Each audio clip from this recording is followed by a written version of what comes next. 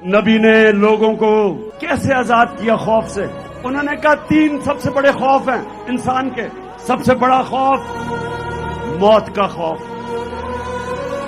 دوسرا خوف کہ میں ذلیل نہ ہو جاؤں، میں فیل نہ ہو جاؤں، اور تیسرا خوف میری رزق نہ چلی جائے، میری نوکری نہ چلی جائے، میری بزنس نہ بند ہو جائے.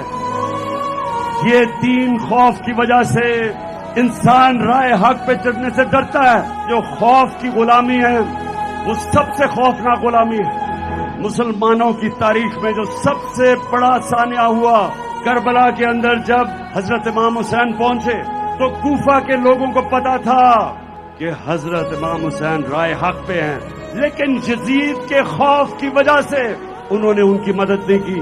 بعد میں پچھتائے کہ کیوں نہیں ہم نے ان کی مدد کی، اور اسلام کی تاریخ کی سب سے بڑی ٹریجڈی ہونے دی.